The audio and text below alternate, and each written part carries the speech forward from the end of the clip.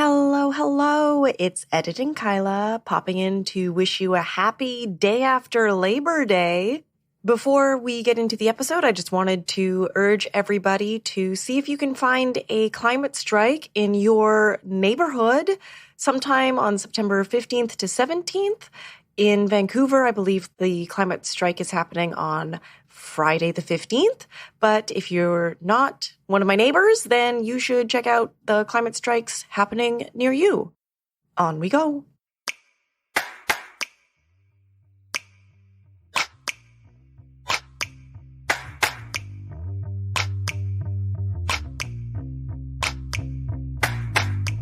Welcome to Pullback, a podcast where we normally discuss big solutions to big problems, but we are on vacation right now, so you are joining us for our summer book club. Yay! Vacation, Kristen and Kyla, got no problems.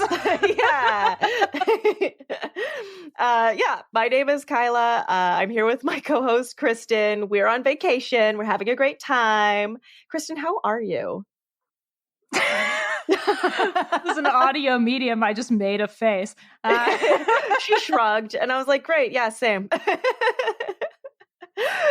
We're here to introduce our book this week, which is A Good War, Mobilizing Canada for the Climate Emergency by Seth Klein.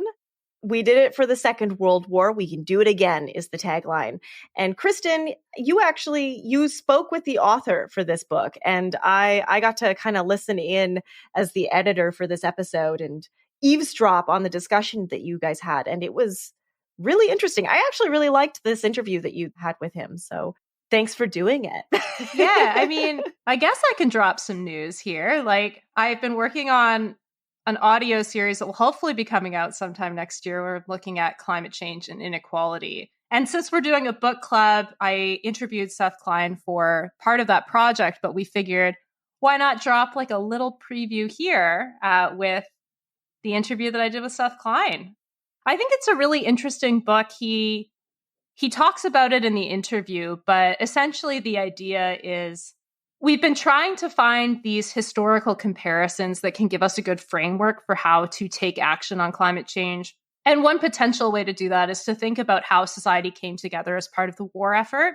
So in the book, Seth looks at some of the initiatives that we had during the war that might be useful to help address the climate crisis. Things like having a youth climate corps that really gets a high level of engagement so that disaffected Zoomers can actually participate in climate solutions and get paid for doing so. That sounds like a great idea to me. Yeah, no, I really loved this part when he was talking about that. Well, first of all, our listeners are going to find out very soon that Seth Klein is incredibly eloquent, and I like these ideas. I like the idea of mobilizing on a wartime scale because that's what we need to be doing. And I really like the example of the Second World War as proof of concept that like when society is being drawn together, it's possible for like big change to happen. And it's not just like during the war, but like the idea that society has to come together to meet a common cause. It doesn't need to be as grim as the Second World War. It could be a lot more hopeful. And I think one of the things that Seth Klein acknowledges in his book is that like we don't want to glorify war, but you can still draw really useful historical lessons from the Second World War as an example. So why not do so for the challenge of our time? Yeah. And also, fascism is making a comeback. So probably World War II is relevant in a couple of different ways. Oh my God, yes. Okay, well, on that note, everyone enjoy this interview. So thank you so much for talking to me, Seth. Let's start by talking about your book, A Good War, Mobilizing Canada for the Climate Emergency. So the book in general argues that Canada needs to mobilize sort of the same way we did in the Second World War for the climate emergency. But I'm curious, what sort of motivated you to write this book, and why is World War II a good analogy for the climate crisis? Mm-hmm. Well, when I began the book project, I wanted to write a book motivated as much as anything by my growing anxiety about the climate crisis.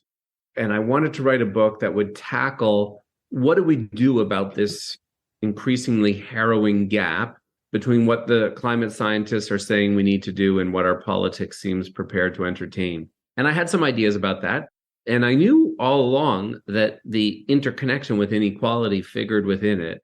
But in the original book outline, there was only going to be a single chapter on the Second World War. Mostly I had been intrigued by this idea for all of us who have this, voice in our head that says, can we really retool everything in the space of just a few years with this narrow window of time we have remaining? I thought, well, let's dig into the World War II story because we sort of did that. But the more I dug into that research, the more I saw more and more parallels in terms of not just retooling the economy, but the role of labor and how we paid for it and what we did for returning soldiers and how we marshaled public opinion, the connections with inequality, the role of Indigenous people, the role of young people, and ultimately decided to rewrite the whole book outline structured around lessons from the Second World War. Wow, that's really cool. I'm curious, so what are some of the key lessons that you think we could take from the Second World War to addressing the climate crisis? Well, for me, the most transformative thing to come out of the research was, and I had been on the climate file for many years, that it was forcing me to look at this material through fresh eyes, through the lens of emergency. As I was digging in, I was going, oh, this is what it looks and sounds and feels like to actually be in emergency mode. And appreciate for a moment that all of this was pre-COVID pandemic when I was doing that research and writing.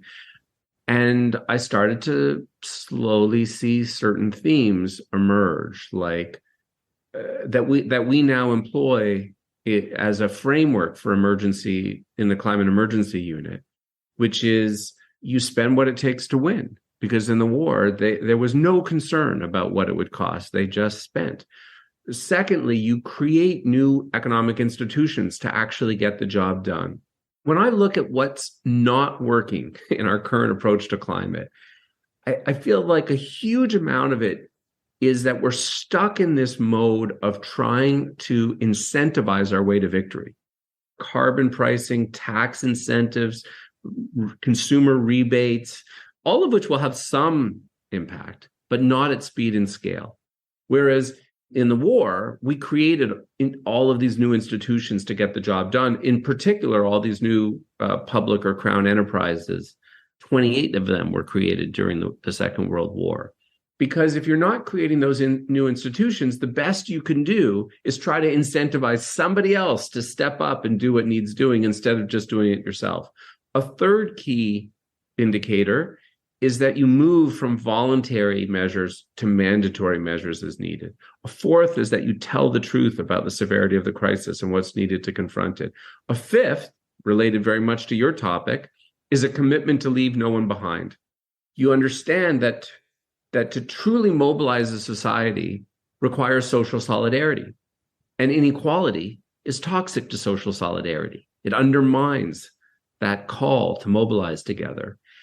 And a sixth marker is the role of Indigenous leadership, rights, and title. So all of these emerged from the study of the Second World War. And I'm wondering if we could dig a little bit into some of those different indicators. First, on sort of the spending question, what do you think really would be the scale of spending that would be needed to address the crisis properly? And how far are we from meeting that benchmark? I mean, a number of economists, most notably Sir Nicholas Stern, has said that if countries are really going to meet the moment on climate, we should be spending 2% of GDP on climate actions and climate infrastructure. In Canada, currently, that would amount to about $57 billion a year. We are spending nothing close to that. Generously, if you were to tally up what the federal government is doing, it would clock in at around $12 billion a year. So we're underspending by a 4 to 5-fold order of magnitude. That gives you some indication of how much more spending. But by the way, if we were to spend at that level, we would still be spending considerably less than we did in the first year of the pandemic and dramatically less than we did in the war. So while I'm pulling on these lessons from other emergencies, the truth of the matter is that what's required to meet climate is less than what we did on those other occasions. That's sort of surprising given that it's a pretty substantial transformation. But I'm curious about sort of given that there's this pretty substantial gap, what do you think we're missing by not spending enough? Does that put us in sort of a certain trap in terms of how we approach the climate crisis? Yes. Well, first of all, we're simply not at speed and scale. I mean, I guess I would ask you and your listeners, is there anything about the current approach and response that looks and sounds and feels like a genuine emergency response? Is there any part of it that feels like we are being invited to join in a grand societal undertaking? Mm-hmm. And I would say no. Most of us would say no. And yet that's what's required in the face of an emergency. And, Bill McKibben has a phrase that resonates with me, which is to win slowly on climate is to lose. We're losing. When you look at the approach the government is taking, I think we're going to start to slowly see a bending of the curve on our GHG emissions, but not at the pitch that the science says is required. And there's no comfort in that. It just delays the catastrophes by a few years. So that's the most immediate cost. There's all kinds of financial costs as well as human costs of failing to make these investments. But also, I would come back to my earlier point, our governments are stuck. And I would say they're stuck in a kind of neoliberal straitjacket. Like, why aren't they spending what they need to win? Why aren't they creating new public institutions to get the job done? It's because they accept these neoliberal zombie ideas about what is and isn't allowed. And as a consequence, again, they're stuck in a place where the best they can do is try to leverage or incentivize private sector spending. And they will to a certain extent, but not at speed and scale. Like, for example, one of the big spends that the federal government has just done is a $12 billion expenditure to land a big battery factory in Ontario from Volkswagen, electric battery production. Now, that's great at some level, but the thing is, Volkswagen was going to make that investment.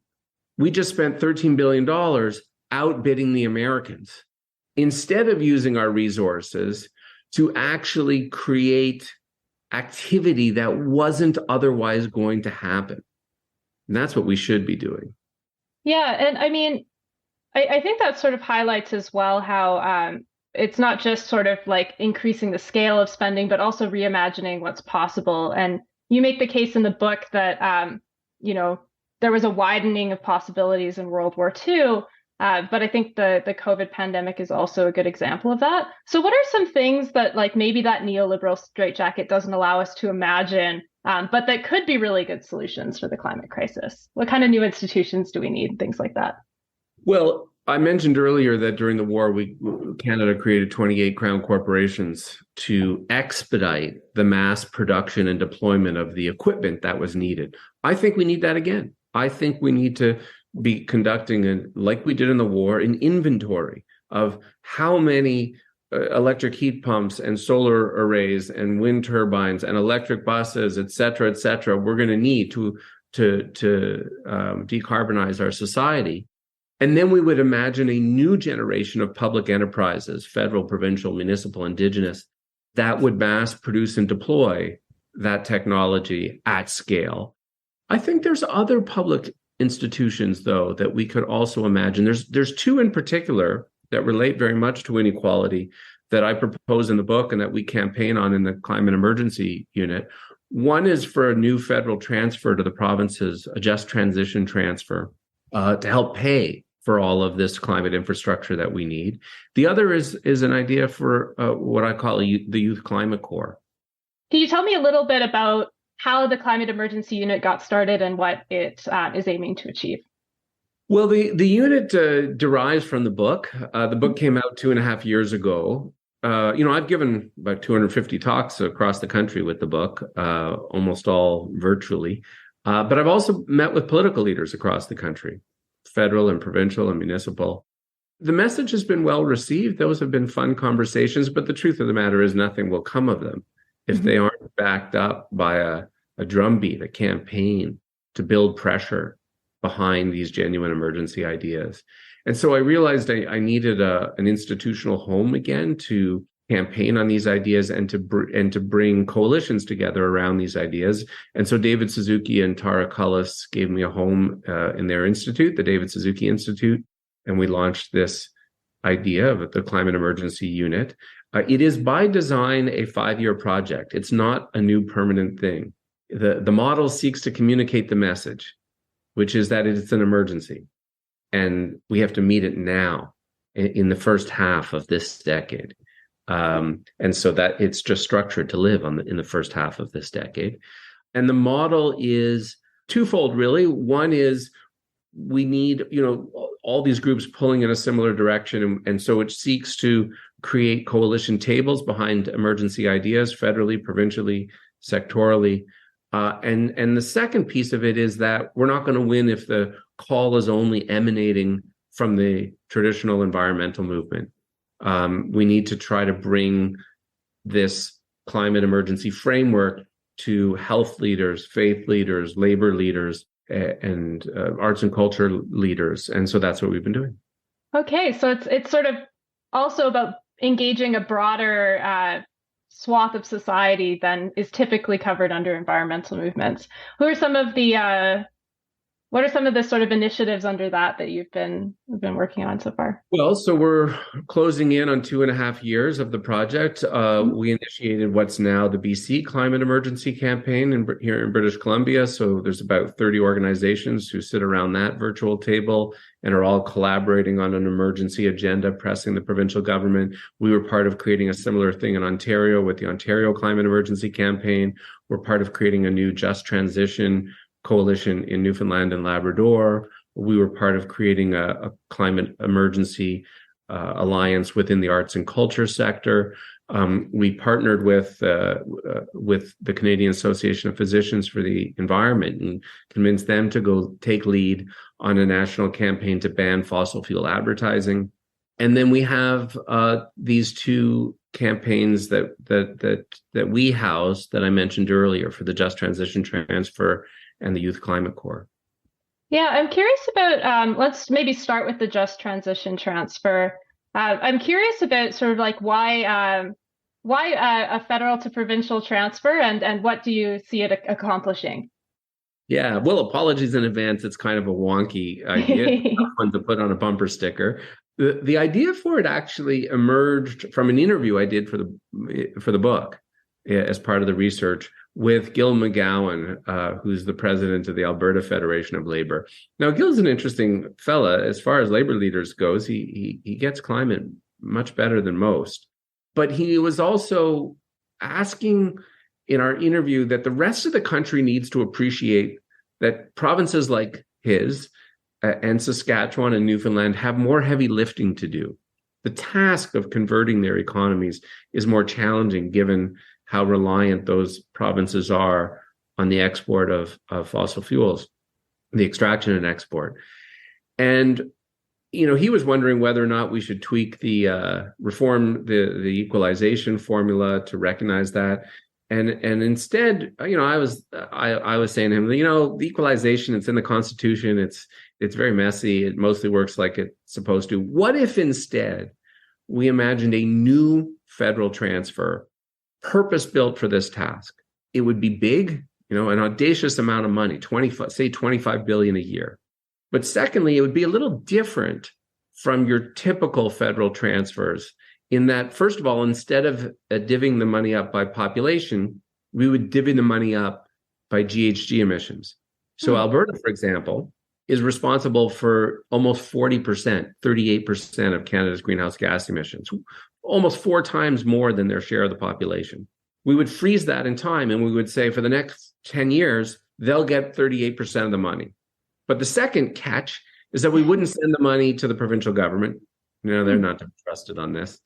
Instead, we would create just transition agencies in every province and territory, or in some cases directly send the money directly to Indigenous communities. And those agencies could be jointly governed by the feds, the provinces, the municipal governments, Indigenous governments, and they could allocate the money based on the climate plans in their province, because every province has a different greenhouse gas emissions profile, right? Their transition needs are different, and this would be a way of recognizing that. But mostly with this idea, we're trying to crack what I call the Confederation conundrum nut. And this is sort of, it's a unique challenge for us in Canada. We're the most decentralized federation in the industrialized world. And one of the challenges is that most of the climate infrastructure we need, renewable energy, grid upgrades, zero emission, affordable housing, transit, all of those assets, if you will, come under provincial or municipal or indigenous jurisdiction. But it's the feds who by far and away have the greatest capacity to pay. And so here's a new transformative idea that recognizes the two pieces of that, gets the money from the feds, and then allocates it in those local ways. Gotcha. So there would be a way for local priorities to be recognized at the same time as sort of the allocation of money would make sense for the scale of the task. But it also then speaks to, that earlier marker I mentioned around leave no one behind. Part of what has been holding us back, like why do our governments keep ending up approving new fossil fuel infrastructure in these? And part of I think it's because we have yet to make a compelling counteroffer to all of these communities and people who feel economically and reliant on these industries. And the just transition transfer would be this brash, bold way of doing just that. Make the counteroffer. Yeah, and I mean, I think it's notable that what you're talking about is sort of deliberately wider than like just transition as just reskilling oil sands workers. I think that's really important. That's a really important point, actually. I mean, we're seeing from the feds this new sustainable jobs plan, which is way too modest, but also it's only speaking to what you just mentioned. It's a bit of retooling support, a bit of retraining, a bit of income support for retraining. That's all necessary. But mostly what people want to see is the goddamn jobs. And this is a brash amount of money to actually spend on climate infrastructure and employ thousands of people. All right. What about the Youth Climate Corps? What's the idea for that one? So to me, the Youth Climate Corps is the sister idea to the one we just talked about. And it speaks to one of those lessons out of the Second World War. I'm frequently like everyone's weird uncle on this stuff, but back in the war, from a population of about 11 million Canadians, over 1 million of them enlisted, which is pretty mind-blowing, isn't it? Yeah. And of those, 64% of them were under the age of 21. And this was a whole generation of young people who left their farms, delayed their careers, deferred their studies, because they understood the emergency to be in the moment, and they signed up to serve. I am convinced, and I say this, giving many talks, particularly many young people and post-secondary audiences, there are thousands and thousands of young people today who once again get that the emergency is in the moment now. They understand the emergency.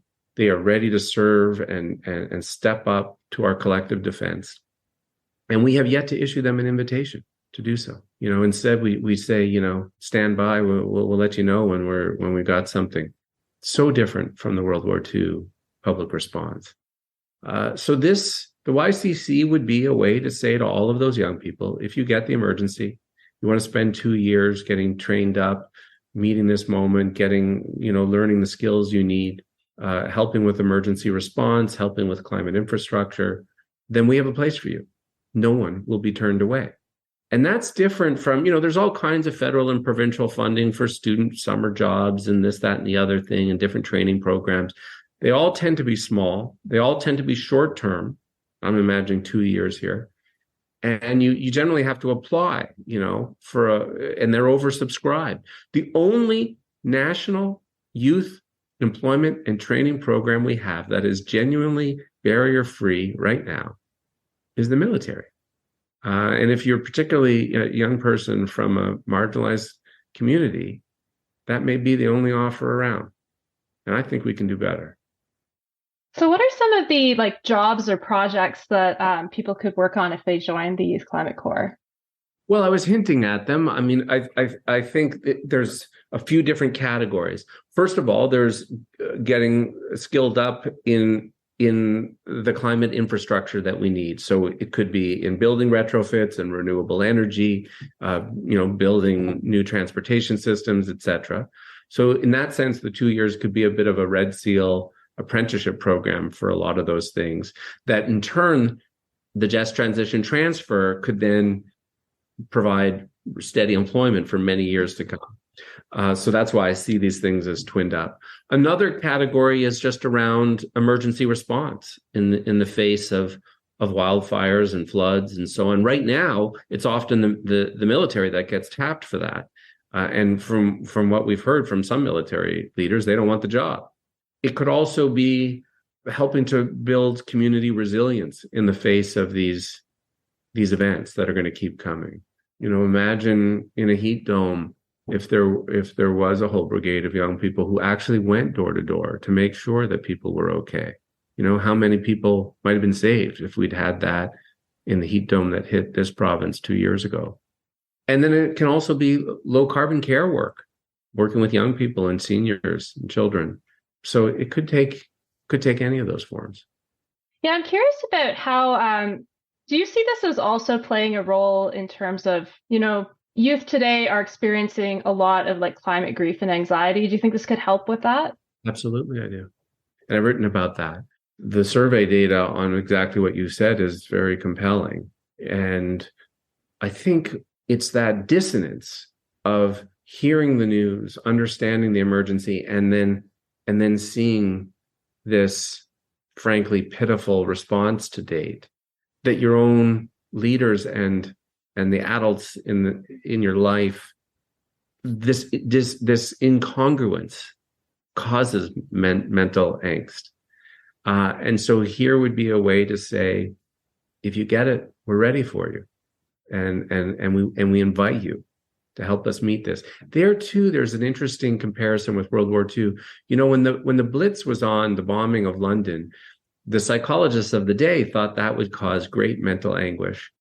And it was, of course, horrific and terrifying. And yet, many people remember it as one of the most special times of their lives because they were invited to join in common cause in confronting it. And there's something very healthy about that, but that has been missing in the present.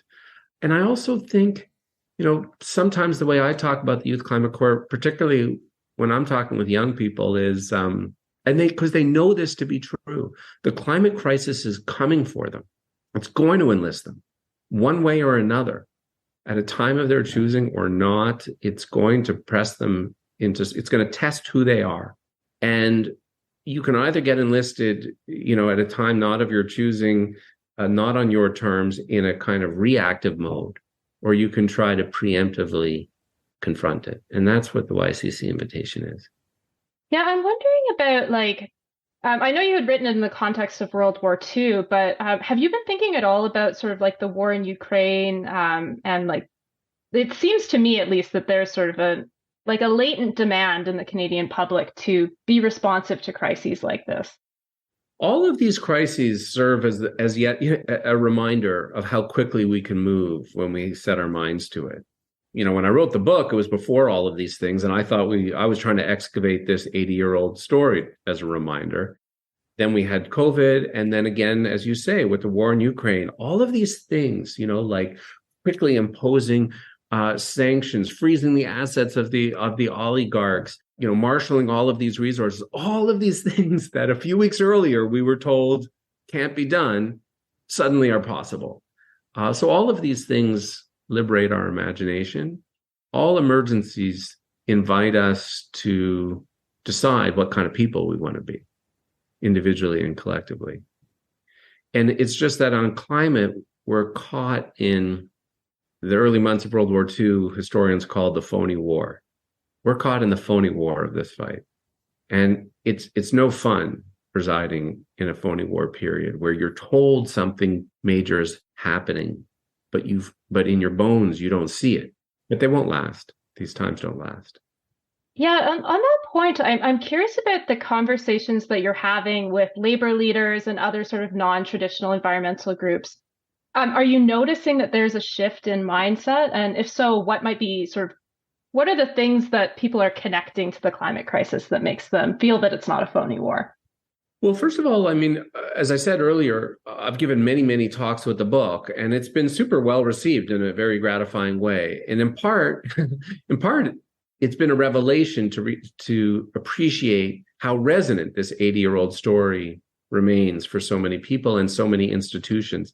And when I'm giving talks, I always get to make a little mischief with different audiences, whether it's an audience of labor people or business people or journalists or architects or farmers. They all have some connection to this World War II story. And I pull their story from that story and talk about these people who are part of their legacy, who are important to their sense of who they are and who they greatly admire. And I just get to say, look, well, here we are again. And who do you want to be? And so that's been resonant. I think the book came along at a moment when people realized the approach we've been taking for 2 decades just wasn't working and a new approach was needed. The challenge has been you've got all of these institutions outside the climate movement, medical associations and faith groups and labor groups who've passed climate emergency motions. They all know they need to be doing more. And none of them know what that should look like. They're grasping. And in part, when I said earlier that our political leaders have been caught in this straitjacket of neoliberal thinking, the truth is we all have. And the most insidious legacy of 40 years of neoliberalism is, beyond the tax cuts and the spending cuts and the privatization and the deregulation, is the sapping of our imagination and of our faith and our capacity to do great things together. And so I'm just trying to come along with these reminders of, this is what is possible when we bust out of the shackles of this particular dominant mode of thinking that has characterized the last few decades. Yeah. I'm curious about whether, are there any, maybe it's city governments or provincial governments that you think are maybe getting close to meeting the scale of the crisis? Well, in Canada, I would. So first of all, at a national level, I don't see any country that hits all 6 of the climate emergency markers I talked about earlier. That said, there are many countries that are kicking our ass in Canada. If you look at the G7 countries, we have the worst record among them. Every other G7 country, particularly the UK and Germany, does substantially better than we do. So they're not in emergency mode, but they're certainly doing better. Within Canada, no government, federally or provincially, of any political stripe hits the markers. And it's not just that they don't hit all of the markers, they don't hit any of the markers of being in emergency mode on climate. Again, I would say many of them in the first year of the pandemic hit the markers on COVID, but not on climate. But you also asked in your question about municipal governments. I think there are some municipal governments that are starting to hit the markers. I'm a little biased in my response. I live in Vancouver, and my wife is City Councillor Christine Boyle, who in early 2019 introduced the first climate emergency motion in English Canada. And out of that, Vancouver has what I would say is an actual climate emergency action plan. For municipal government, they were spending what it takes. They're not now under its current government. They were for a time. They were creating new institutions and neighborhood energy utilities, that kind of thing. The key thing, though, is what I call marker 3, moving from voluntary to mandatory. In any city, a majority of the emissions is the natural, so-called natural gas we burn in buildings. In Vancouver, out of that work, new buildings as of last year are not permitted to use fossil fuels for space and water heating. Now that's 10 years sooner than the provincial target. That's emergency. That's what I mean by starting to hit emergency markers. Wow, that would be huge if that was something we did across the country. Good. So we can, by the way, the CU campaigns on that too. Yeah, great. So I'm curious, for just to sort of wrap up, for a listener that is really keen to get involved, what do they do to get involved either the Climate Emergency Unit or if there's another call to action you'd like to put forward. Well, they can certainly follow the Climate Emergency Unit and sign up for our newsletter. So our website's just climateemergencyunit.ca. And if they sign up for the newsletter, it's a good way of just staying informed of all of these campaigns that we've been talking about. And there's links there to other partner organizations that we work with on these campaigns. So there's so many ways. I think for anyone listening, the key is the commonality with all of these emergencies is that they cannot be prosecuted and won as individuals. They're inherently collective projects. And in particular, when you are trying to achieve speed and scale in the narrow window of time that we have, it has to be state-led. This is the remarkable thing about the Second World War, is they embraced this state leadership, and business leaders at the time even recognized the need for that and disabused their fellow business leaders that it could be any other way.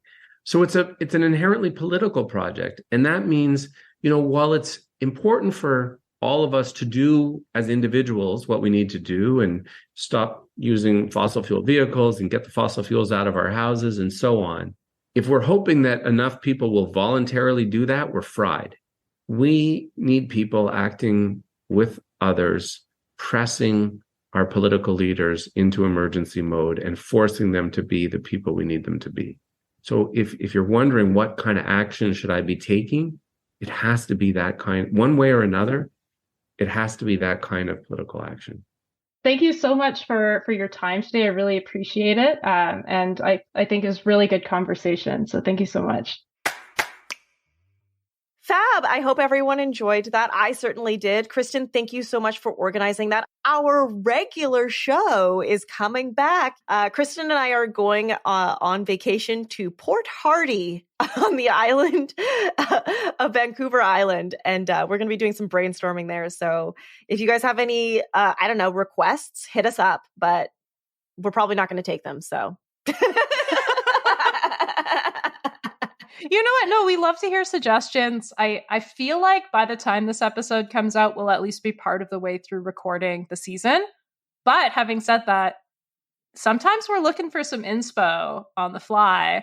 And also, we plan to have future seasons after this. So if there's an idea that you would really like us to scrutinize, talk to an expert about, explain, do like a chaotic book club episode about where we make Robbie read a book he hates. Please hit us up with your ideas. We love to hear them. We are a proud member of the Harbinger Media Network. So in the interim, when you're missing us in your feeds, you can check out our partner shows at harbingermedianetwork.com. Big fan of all of them. I've been really enjoying Canada Reimagined, so everyone should check that one out. And obviously, I'll always shout out Tech Won't Save Us. but Paris doesn't need our help. And hey, we were on Big Shiny Takes a few months ago. So oh, yeah. Go to their back catalog. Love those guys. Love Big Shiny Takes. Everyone should listen to that too. Yes. Yeah. I think it's a really refreshing podcast because sometimes you just want to laugh while people hate read an article that's terrible. I mean, I always do. So love it, love it, love it. Thanks for listening, everyone. We'll catch you on the next one.